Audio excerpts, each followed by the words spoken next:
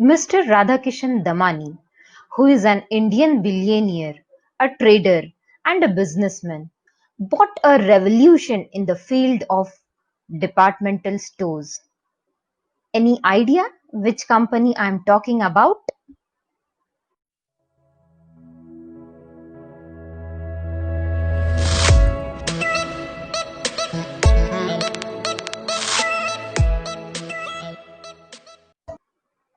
Hi guys, this is Kurve-Karande and I welcome you all to my channel all about finance. Yes, today we are going to analyze D-Mart, which is a one-stop shopping destination for all products. And also at the end, we are going to compare D-Mart with the recently launched Jio Mart by Reliance. Now let's try to understand the idea behind D-Mart. Mr. Radhakishan Damani, who is a successful investor in stock market, thought of why not to start his own business and allow others to invest in his company. So he went to USA and tried to analyze the working model of Walmart. After analyzing the working model of Walmart, he returned back to India and tried to implement it in India. He made some changes according to the needs and demands of customers in India and thus came up with an idea of DMart. As this business is being promoted by investor, so he is aware of the strategies which is allowed or which is required to be implemented in order to grow his business. They opened their first branch in the year 2002 in Powai at Hiranandani Gardens, and now they have established presence in more than 214 locations throughout India, and there they have been consistently profitable in all their stores. They do not give you a shopping experience, but they are there to give you discounts. Apart from this, they also do not focus on flashy decors. And this DMart is being owned and operated by Avenue Supermarket Limited, which was founded by Mr. Radhakishan Damani. They are there to give you best quality product, that too at cheap prices. Now let's try to understand how DMart is different from other departmental stores. See, the stores of DMart are generally located in high traffic area. They also try to target the middle class customers. Apart from this, 90% of their properties are owned by themselves. That means they have self-owned properties. So they do not have to pay rent, which help them to reduce their cost. They also get benefit of trade discount and cash discount. Generally, they buy large quantities from their suppliers and get a discount.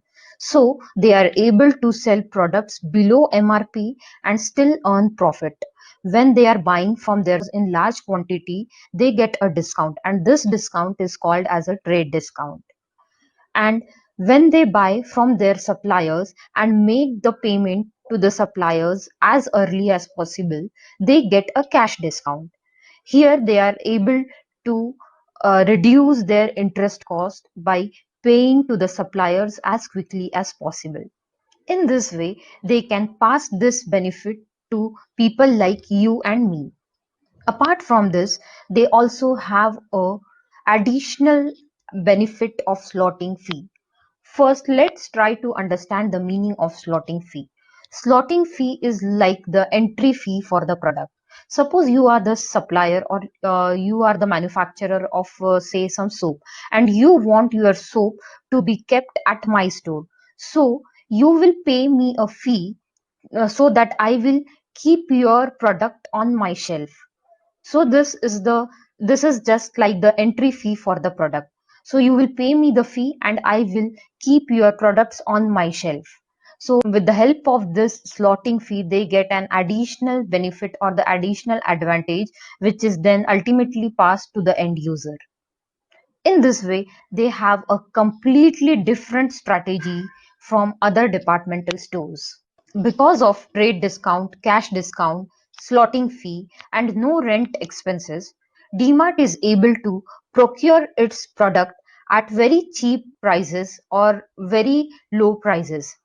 And this benefit is then ultimately passed to the end user or the customers like you and me. Hence, we can see that DMart giving a heavy discounts on their products. Now let's have a look at the shareholding pattern of DMart. Majority of the shares, that is almost 75% of the shares are held by promoters themselves, which shows the confidence of the promoters in their own business. 5.29% of the shares are held by mutual fund houses.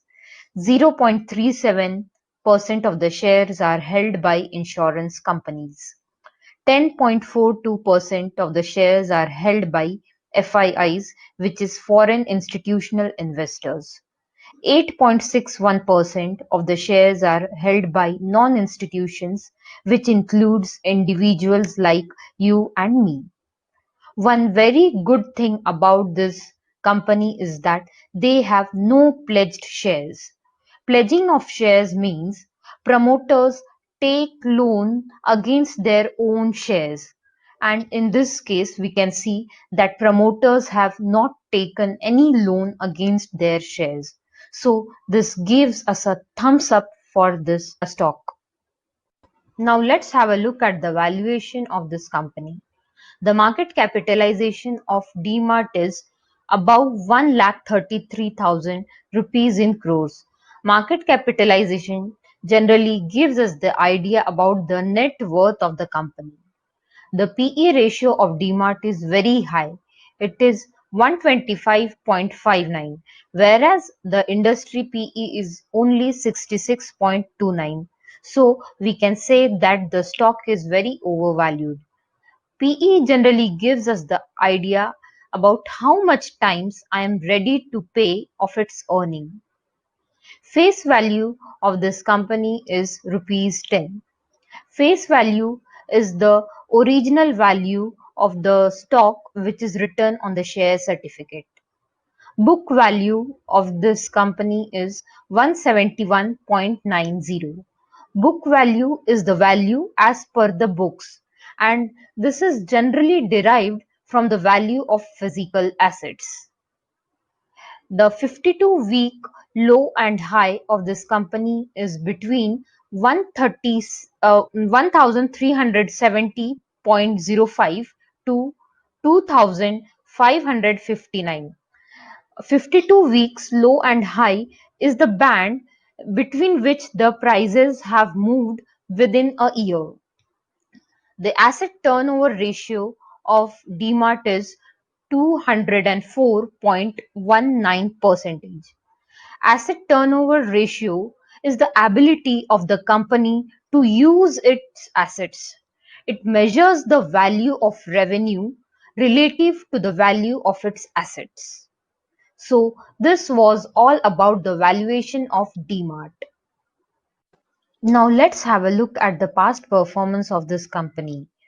Here I have taken the annual results for last 3 years, that is 2018, 19 and 2020.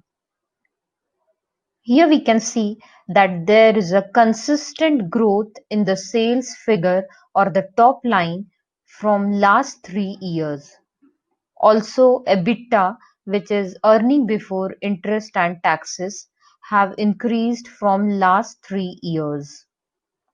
Net profit of this company has also increased.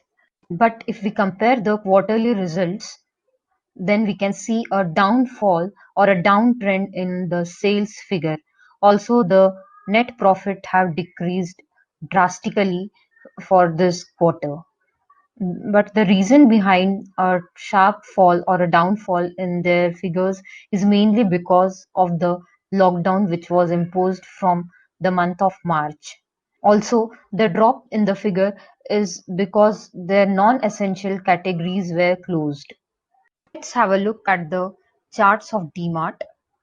Here we can see that the LTP, which is last traded price of DMart, was 2063.45, and also we can see that there is a MACD crossover. So there are chances that the stock will give us a bounce back, and if it shows a upward trend, then it may give us a first resistance at the level of 2100. Now the biggest threat which DMart is facing nowadays is by the introduction of Jio Mart. Jio Mart is an online grocery delivery service which is started as a venture between Reliance and Jio platform. They deliver grocery and essentials from nearby stores, and through this platform they are going to connect consumers with small merchants. So they are delivering only groceries now, but in near future they have plans to introduce electronics item, fashion items, pharmaceutical products, and also healthcare range. The business of DMart will definitely get impacted because of the introduction of GeoMart, but this will not lead into the closure or the shutdown of DMart. It may affect small businesses like Grofers, Big Basket, your Swiggy, but it will not eat up huge business like DMart. In fact, it's good if the competition is growing. DMart will also come up with new ideas. In fact, DMart have also started their online business. They have come up with their website where you can place your order just like Flipkart or Amazon, and they charge you minimum delivery charges. Let's try to understand the difference between the functioning of JioMart and DMart. In the case of JioMart, the products are transferred from the factory to the wholesaler, and then from the wholesaler to retailer, and from retailer to the end user or the consumer. So the chain is very big in case of JioMart. So the chances of getting discounts is very low in case of JioMart. The prices of the products may be quite high, or they may sell the products at MRP. Whereas in case of DMart, they directly purchase from the factory and sell it to the end user or the consumers. Also, we have seen that because of the help of trade discount, cash discount, slotting fees, they procure the product at very low prices. Hence, they can pass on this discounts to the customers. There are chances that you may get the product at lower than MRP in DMart. Now at the end, let's discuss what should be your strategy regarding this stock. So, what I think is you should try to buy this stock at every dip, which means that you should buy the stock at every fall. Whenever the market falls, you should accumulate this stock. Don't invest your whole money in a single shot. Try to cut it down into pieces and invest it accordingly. Hope this video is helpful for you. If you like my content, do like, share and subscribe my channel.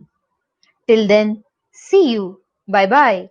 Stay home, stay safe.